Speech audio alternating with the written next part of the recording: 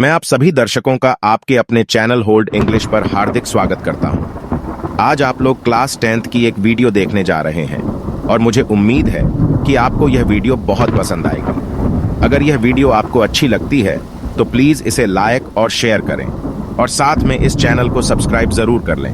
Chapter शुरू करने से पहले आइए एक नजर इस चैप्टर के ओवरव्यू पर डाल लेते हैं। इस चैप्टर की स्टोरी एक एक्सट्रैक्ट है जो कि एक नॉवल जिसका नाम द इनविजिबल मैन है से ली गई है। ये कहानी एक ब्रिलियंट साइंटिस्ट के बारे में है जिसका नाम ग्रिफिन था। ग्रिफिन ने इस चीज की खोज कर ली थी कि अपने आप को इनविजिबल यानी अदृश्य कैसे बनाया जाए। इस कहानी में बताया गया है कि ग्रिफिन ने अपनी इस खोज का अपने फायदे के लिए गलत यूज कैसे किया। आइए एक नजर इस चैप्टर के मेन कैरेक्टर्स पर डाल लेते हैं। इस चैप्टर का सबसे पहला मेन कैरेक्टर है ग्रिफिन। ग्रिफिन एक ब्रिलियंट साइंटिस्ट है जो अपने आप को इनविजिबल बना लेता है। वो अपने आप को रहस्य में बनाए रखने के लिए कोई भी क्रिमिनल एक्टिविटी करने से पहले बिल्कुल भी नहीं हिचकिचाता है। अगली कैरेक्टर का नाम है मिसेस हॉल जो एक निडर लेडी है। मिसेस हॉल एक अंधविश्वासी महिला है। यह एक सराय की मालकिन है जो कि आइपिंग नामक जगह पर है जहां ग्रिफिन रुकता है। और इस चैप्टर के लास्ट कैरेक्टर हैं मिस्टर जेफर्स। मिस्टर जेफर्स एक ईमानदार पुलिस वाले हैं और अपना काम अच्छी तरह करते हैं, लेकिन ये इनविजिबल साइंटिस्ट को पकड़ने में नाकामयाब हो जाते हैं। अगर यह वीडियो आपको अच्छी लगती है तो प्लीज इसे लाइक करें और हमारे चैनल को सब्सक्राइब कर लें। कहानी एक ग्रिफिन नामक वैज्ञानिक के बारे में है। उसने गायब होने के लिए खोज करनी शुरू की और लास्ट में उसने बहुत ही मुश्किल से मिलने वाली कुछ मेडिसिन खा ली जिन्हें खाकर वह गायब हो गया। सबसे पहले उसे दो लड़कों ने देखा। लड़के बहुत आश्चर्य में थे क्योंकि उन्हें किसी आदमी के कीचड़ से सने हुए नंगे पैरों के बिल्कुल ताज़ा निशान तो दिखाई दे रहे थे, पर उन्हें आदमी दिखाई नहीं दे रहा था। वह नंगे पैरों वाला आदमी लंदन के बीचों बीच घर की सीढ़ियों पर क्या कर रहा था और वो आदमी कहाँ था ये उन्हें समझ में नहीं आ रहा था। जब वो लड़के उन पैरों के निशानों को घूर कर देख रहे थे तब उन्होंने एक बहुत ही अजीब चीज देखी। उन्होंने देखा कि एक बिल्कुल ताज़ा पैरों का निशान पता नहीं कहां से उनके सामने प्रकट हुआ, फिर एक दूसरा निशान और फिर एक के बाद एक पैरों के निशान बनने लगे। वे पैरों के निशान नीचे सीढ़ियों की तरफ उतरते हुए और गली में आगे की तरफ बढ़ते हुए जा रहे थे। बच्चों ने उनका पीछा किया। बच्चे ये देखकर बहुत ही ज्यादा आकर्षित हो रहे थे और वे उन पैरों के निशानों का पीछा करते रहे जब तक कि वे धुंधले नहीं पड़ गए और अंत में गायब हो गए। अगर यह वीडियो आपको अच्छी लगती है तो प्लीज इसे लाइक करें और हमारे चैनल को सब्सक्राइब कर लें। देखा जाए तो ये रहस्य बहुत ही सिंपल था। वे घबराए हुए बच्चे असल में एक वैज्ञानिक का पीछा कर रहे थे जिसने कुछ ही समय पहले मानव शरीर यानी ह्यूमन बॉडी को पारदर्शी यानी ट्रांसपेरेंट बनाने की खोज कर ली थी। ग्रिफिन जो कि एक वैज्ञानिक था, उसने एक के बाद एक कई सारे एक्सपेरिमेंट ये साबित करने के लिए किए थे कि ह्यूमन बॉडी गायब यानी इनविजिबल हो सकती है। ये बात प्रूफ करने के लिए उसने कुछ मेडिसिन निगल ली और उसकी बॉडी ट्रांसपेरेंट हो गई जैसे कि कोई कांच यानी ग्लास की शीट होती है। हालांकि गायब होने के बाद उसका शरीर उतना ही ठोस यानी सॉलिड रहा जितना कि ग्लास होता है। ग्रिफिन हालांकि एक ब्रिलियंट साइंटिस्ट था, फिर भी वो एक ऐसा व्यक्ति था जो किसी भी कानून को नहीं मानता था। उसका मकान मालिक उसको पसंद नहीं करता था और उसे मकान से बाहर निकालने की कोशिश करता था। इस बात का बदला लेने के लिए ग्रिफिन ने घर में आग लगा दी। बिना दिखाई दिए वहां से बच निकलने के लिए उसको अपने सारे कपड़े उतारने पड़े और इस तरह से वह बेघर हो गया और बिना कपड़ों के, बिना पैसों के और बिल्कुल गायब होकर इधर उधर भटकता रहा जब तक कि उसके कदम कहीं कीचड़ में नहीं पड़ गए और चलने के साथ साथ ही वह अपने पैरों के निशान छोड़ता गया। वो उन लड़कों से काफी आसानी से बच गया जो लंदन में उसके पैरों के निशान का पीछा कर रहे थे, लेकिन उसके कारनामे कभी खत्म नहीं हुए। उसने लंदन में बिना कपड़ों के भटकने के लिए साल का सबसे बुरा समय चुना था। हवा बहुत ही ज्यादा ठंडी थी और वह बिना कपड़ों के नहीं रह सकता था, इसलिए बजाय लंदन की गलियों में घूमने के उसने यह निश्चय किया कि वह गर्म बने रहने के लिए लंदन के किसी बड़े स्टोर यानी बड़े शोरूम या फिर शॉप में जाएगा। स्टोर को बंद करने का टाइम हो गया था और जैसे ही दरवाजे बंद हुए ग्रिफिन ने बिना कोई खर्चा किए आराम से कपड़े पहने और खाना खाया।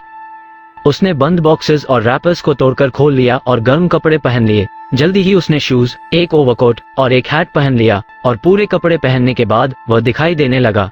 रेस्टोरेंट के किचन में उसे खाने के लिए ठंडा मीट और पीने के लिए कॉफी मिल गई।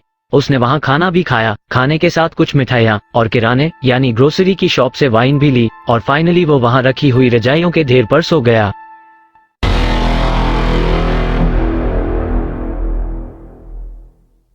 अगर ग्रिफिन सही टाइम पर जाग जाता तो सब कुछ ठीक रहता, लेकिन वह तब तक नहीं जागा जब तक अगली सुबह दुकान पर काम करने वाले असिस्टेंट्स वहां नहीं आ गए। जब ग्रिफिन ने कुछ लोगों को अपनी ओर आते हुए देखा तो वह परेशान हो गया और भागने लगा। उन लोगों ने उसका पीछा किया। उन लोगों के द्वारा पकड़े जाने से बचने के लिए उसे बहुत तेजी से अपने सारे नए कपड़े उतारने पड़े और एक बार फिर से वह गायब हो गया। लेकिन अब वो फिर से जनवरी की ठंडी हवा में बिना कपड़ों के सड़क पर दौड़ रहा था। इस बार उसने यह निश्चय किया कि वह एक थिएट्रिकल कंपनी में जाएगा जहां पर उसे न केवल पहनने के लिए कपड़े मिलेंगे बल्कि कुछ ऐसा सामान भी मिल जाएगा जिससे वह कंधों से ऊपर अपने चेहरे को भी ढक सकेगा। ठंड से कांपता हुआ वह जल्दी से ड्रूरी लेन, जो कि थिएटर की दुनिया का सेंटर है, वहां चला गया। अगर यह वीडियो आपको अच्छी लगती है तो प्लीज इसे लाइक करें और हमारे चैनल को सब्सक्राइब कर लें। जल्दी ही उसे वहां उस सेंटर में एक अच्छी सी शॉप मिल गई। वहां उसका काम बन गया।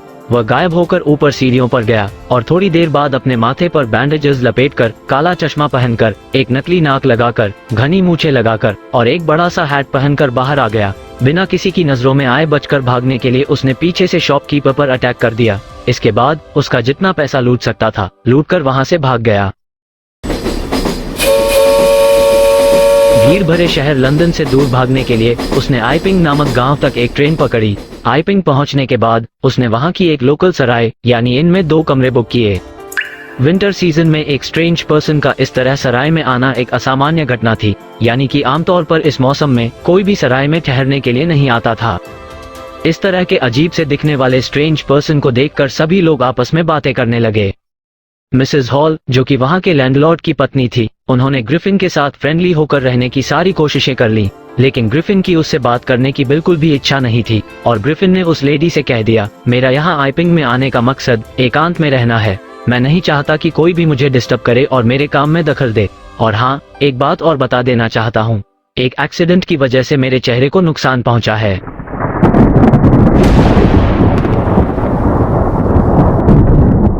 इस बात की संतुष्टि करने के बाद कि उनका मेहमान एक सन की वैज्ञानिक है और ये देखने के बाद कि उसने उसे किराया एडवांस में दे दिया है, मिसेस हॉल उसकी इस अजीब सी आदत और उसके चिड़चिड़े स्वभाव को माफ करने के लिए राजी हो गई। लेकिन उसके द्वारा चुराया गया पैसा बहुत लंबे समय तक नहीं चला और ग्रिफिन को ये बात स्वीकार करनी पड़ी कि अब उसके पास और ज्यादा कैश नहीं था। उसने बहाना बनाया कि उसे जल्दी ही किसी भी समय एक चेक मिलने की उम्मीद है। अगर यह वीडियो आपको अच्छी लगती है तो प्लीज इसे लाइक करें और हमारे चैनल को सब्सक्राइब कर लें। थोड़े ही समय बाद एक अजीब सी घटना घटी। बिल्कुल सुबह की बात है। प्रीस्ट और उसकी वाइफ को स्टडी रूम से कुछ शोर की आवाज सुनाई दे रही थी। उस आवाज को सुनकर वे दोनों जाग गए। जब वे धीरे धीरे सीढ़ियों से नीचे उतरे तो उन्हें प्रीस्ट की डेस्क में से पैसों की खनक सुनाई दे रही थी, जैसे कि वहां से पैसे निकाले जा रहे हों। बिना कोई आवाज किए और अपने हाथ में आग को रेतने वाली एक छड़ी कसकर पकड़कर प्रीस्ट ने अचानक से दरवाजा खोला और चिल्लाया, सरेंडर। तभी प्रीस्ट ये देखकर बहुत आश्चर्य में पड़ गया कि रूम तो बिल्कुल खाली था।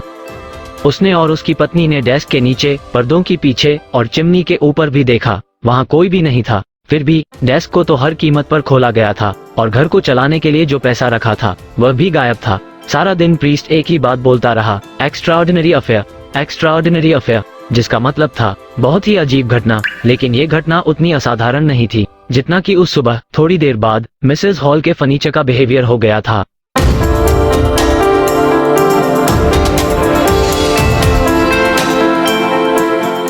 अगर यह वीडियो आपको अच्छी लगती है तो प्लीज इसे लाइक करें और हमारे चैनल को सब्सक्राइब कर लें। मकान मालिक और उसकी पत्नी सुबह जल्दी उठ गए थे और उन्हें ये देखकर बहुत ही आश्चर्य हो रहा था कि साइंटिस्ट के कमरे का दरवाजा खुला पड़ा था। अक्सर ये दरवाजा बंद रहता था और उस पर लॉक लगा रहता था और अगर कोई उसके रूम में एंटर करता था तो वह भड़क जाता था। उनके हाथ इतना अच्छा मौका लगा था कि वे लोग इसे मिस नहीं करना चाहते थे। उन्होंने दरवाजे के चारों तरफ झांका और पाया कि वहां कोई नहीं था और उन्होंने इन्वेस्टिगेशन करने का डिसाइड किया, यानी कि उन्होंने छानबीन करना शुरू कर दिया। उसके बिस्तर के कपड़े ठंडे थे, यानी कि वो इस बात को शो कर रहे थे कि साइंटिस्ट सुबह कुछ देर के लिए उठ गया होगा। और अजीब बात थी कि वह कपड़े और बैंडेजेस यानी पट्टियां जो कि वो हमेशा पहने हुए रहता था, कमरे में इधर उधर बिखरे हुए पड़े थे। तभी अचानक मिसेस हॉल को अपने कान के बिल्कुल पास सूंघने की आवाज सुनाई दी। एक पल के बाद हैट, जो कि बिस्तर के पाए पर रखा था, अचानक ऊपर की ओर उछला और अपने आप उसके चेहरे से टकराया। तभी उसके बेडरूम की कुर्सी जिंदा हो गई। हवा में उछलते हुए उस कुर्सी ने सबसे पहले सीधा उसके पैरों पर हमला किया। जैसे ही मिसेस हॉल और उसका हस्बैंड डर की वजह से वापस भागने के लिए मुड़े, उस असाधारण कुर्सी ने उन दोनों को धक्का मारकर कमरे से बाहर कर दिया और जोरदार धमाके की आवाज के साथ उनके पीछे दरवाजा बंद कर दिया। मिसेस हॉल मिर्गी के दौरे पड़ने की वजह से सीढ़ियों से नीचे लगभग गिरने ही वाली थी। उन्हें इस बात का बिल्कुल यकीन हो गया था कि कमरे में भूतों का साया है और किसी न किसी तरह से उस साइंटिस्ट ने ही उन भूतों के साए को उसके फर्नीचर में घुसा दिया है। मिसेस हॉल दर्द से कराहते हुए बोली, मेरी बेचारी माँ इस कुर्सी पर बैठा करती थी और आज ये कुर्सी मेरे ही खिलाफ मुझे पीटने के लिए खड़ी हो गई।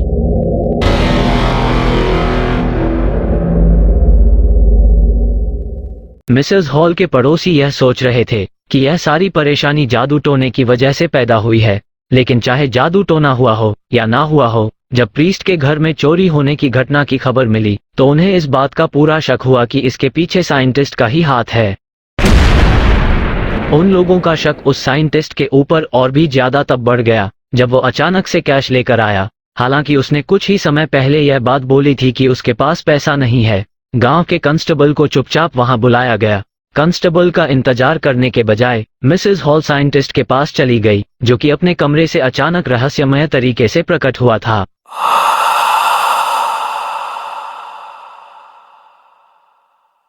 मिसेस हॉल ने पूछा, मैं जानना चाहती हूँ कि तुम ऊपर मेरी कुर्सियों के साथ क्या कर रहे थे, और तुम मुझे एक बात बताओ कि तुम एक खाली कमरे से बाहर कैसे आए और तुमने लॉक लगे हुए रूम में कैसे एंटर किया। साइंटिस्ट हमेशा से ही चिड़चिड़े स्वभाव का था। उसकी इन बातों को सुनकर वह पूरी तरह से भड़क गया। वह चिल्लाया, तुम लोग जानते नहीं हो कि मैं कौन हूँ और क्या हूँ। ठीक है, तो अब मैं तुम्हें दिखाता हूँ। अचानक से उसने अपनी सारी पट्टियां, नकली मूछें, चश्मा और नकली नाक निकाल कर फेंक दी। उसे ये सब निकालने में केवल 1 मिनट का समय लगा। बार में खड़े सारे लोग ये देखकर घबरा गए कि वे एक बिना सर वाले आदमी को घूर रहे थे।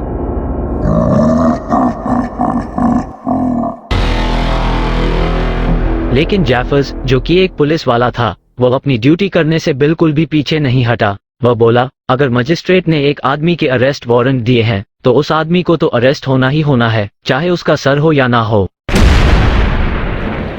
अब वहां का सीन देखने लायक था, क्योंकि पुलिसमैन एक ऐसे आदमी को पकड़ने की कोशिश कर रहा था जो धीरे धीरे और ज्यादा इनविजिबल यानी गायब होता जा रहा था, क्योंकि वो एक के बाद एक तेजी से अपने कपड़े उतार कर फेंक रहा था।